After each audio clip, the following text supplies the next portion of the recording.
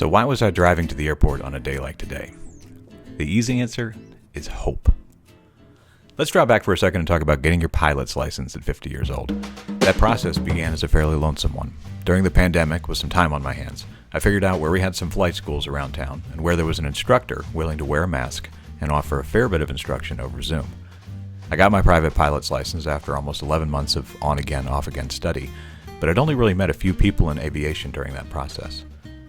One thing that resonated during that time period was the Midlife Pilot, a YouTube channel by Chris Moran, where he talked about some of the things I was going through, being midlife, being kind of used to living life as a business owner or as a successful professional, and then all of a sudden being back in a learning mindset and sometimes feeling like an idiot, or at least overwhelmed. I soon realized that Chris had a podcast and was starting a Patreon community with Brian Siskind, his sort of co-pilot in this venture. After a while, life got a bit much for Chris and he stepped back, leaving Brian in the lead. Fortunately, the Midlife Pilot podcast persisted, with new co-hosts, Ben and Ted, adding their own midlife experiences from different perspectives and, in fact, from different parts of the country. All right, so that's the show and the community. There's a Discord. A lot of folks will show up on YouTube every week when they're recording the podcast to make snarky comments and to kind of have a little bit of fun. And there are other advantages like debrief sessions when members of the community get a new rating, like they pass their private pilot or they get an instrument rating or commercial upgrade. And this team arranges fly-ins. For the last one, I'd been in Europe, and for this one, I just didn't want to miss it. It was a Friday to Sunday morning at Tango 82, Fredericksburg, Texas, near Austin. For me, that's about 4.5 hours of flying time. I booked my rooms, I made my plans, and then I started watching the weather. Initially, I'd planned to leave on Friday morning, but the skies decided not to comply. With the help of another Midlife Pilot community member, CFII Erica Gilbert, who has her own YouTube channel on aviation weather, I decided Friday wasn't the day. And since Saturday was when the team was going to be recording the podcast, I made that kind of a bit of a deadline. If I couldn't get out Saturday morning, then I'd give up the idea of going. Saturday I got up and the cloud cover was moving more slowly than I'd hoped. It was clear that if I could get to about the middle of Louisiana, things would open up. As the morning wore on, I made another decision. I would drive to the airport about 25 minutes away and keep watching from there. Then I'd make my decision. So that's how I came to be driving to the airport with clouds looking like this. And then I was at the airport, still overcast, but reports from stations over on the Mississippi River were getting better. After a while, I was seeing this, so I finished my pre-flight and taxied over for fuel. After fueling up, I saw this. So with some holes in those clouds, blue skies behind them, and the briefing showing how clear the skies were on the other side, I decided I was ready to go.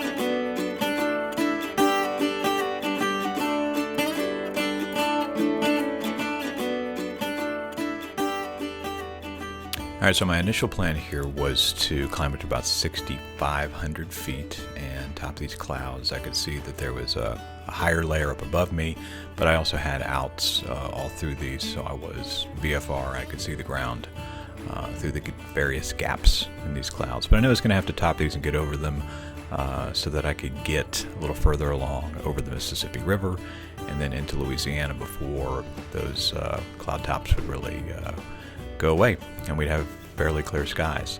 What ended up happening though is I went up to 8,500 feet and was topping clouds at that level, and it wasn't actually a huge problem with the clouds themselves. It was a problem with the speeds I was getting.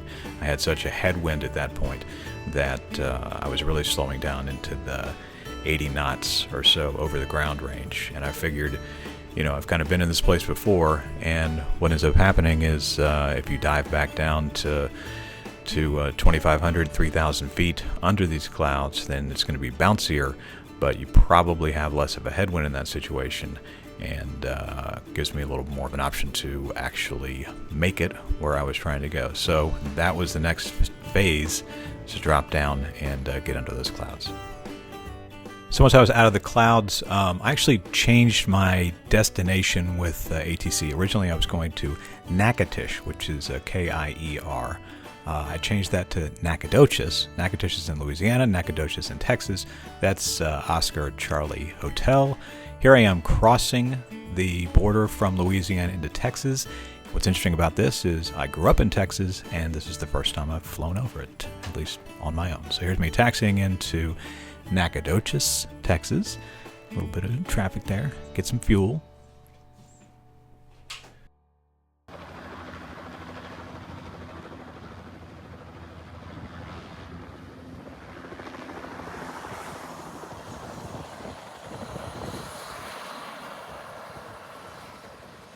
So from there, it was about another 3-hour flight from Nacogdoches into T-82. A little bit of Texas there. And finally, this landing in Fredericksburg, Texas.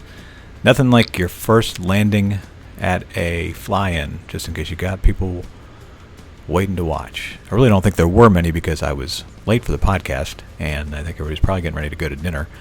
But still some crosswinds, still a little fight to get her down here on center line, and didn't quite get there, but kick it over as soon as you can. And taxi into the ramp. They had actually kind of an air show going on, so they told us we needed to taxi over to the north ramp, get lined up. So the upshot was that I did not make it to the podcast itself. I was late in arriving for that, but I did get to the Hangar Hotel, checked in, and right from the check-in desk I was seeing folks that I knew from the podcast, some of our hosts, one dull geek who's kind of the man behind the scenes for a lot of what they do at the podcast, and started meeting other people who were fans of it, Patreons of it, participating. So we go out to dinner, got to the whole group together there. Afterward, people, there was a tiki bar out on the tarmac that people hung out at, and then got a great night's sleep at the Hangar Hotel. Next morning, checking out the decor. This is a great place. It's amazing that you can stay like right on the airfield, and they have wonderful amenities. Got to walk around their grounds, get some coffee and a starter, and then folks were getting ready to get off. So some goodbyes here as everybody's getting ready to group up and take off in their planes. This is Ted, who came all the way from Portland, one of the hosts of the program. He's in a CTLS sport. He's in there wagging his wings as he took off. They actually went to New Orleans for a little extra R&R. And then that is Brian, another one of the hosts, taking off in Lucy, his Cherokee. And then I was back in the airplane, so it had to taxi out, loaded up all my stuff, got on 1-4, and took off toward the southeast, leaving out from Fredericksburg. So I get up in the air here, and pretty soon do my own little wag of the wings, saying goodbye to the group, whoever was left. And then it was back on into Austin's airspace.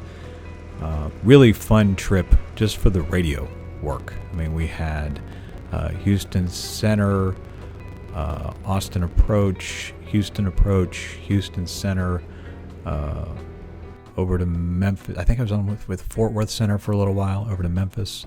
So this flight back, actually decided to go to Lufkin, Texas, which is pretty close to Nacogdoches, but back over the water here, headed back into, let's see, I think I actually get to Lufkin first.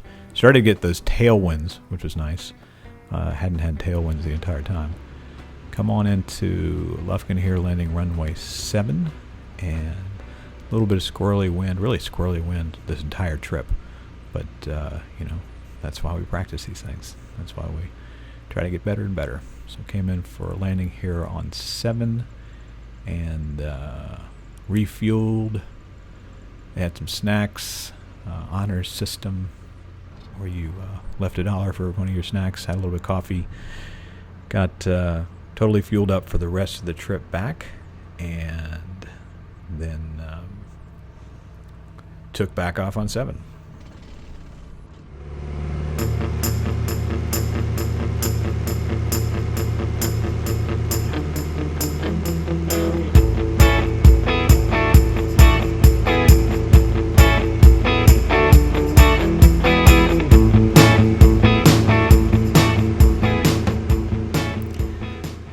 So for the trip back, pretty uneventful. Like I said, I was starting to get some tailwinds. I think I climbed up to 7,500 feet to get the most out of those.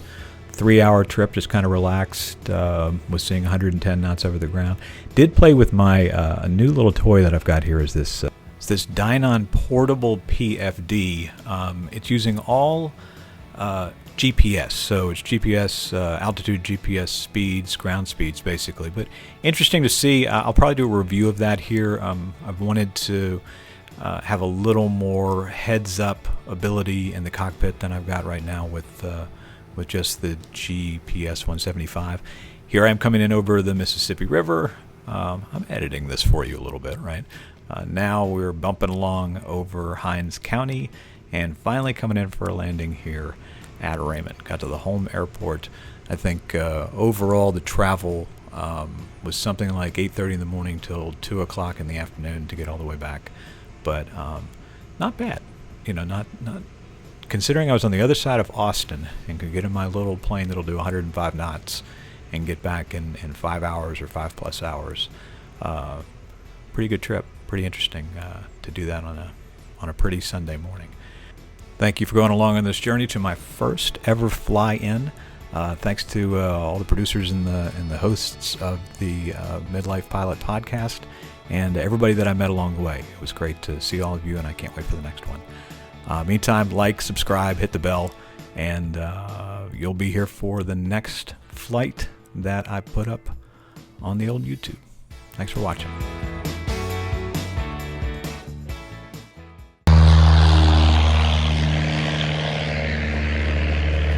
Still amazes me that works.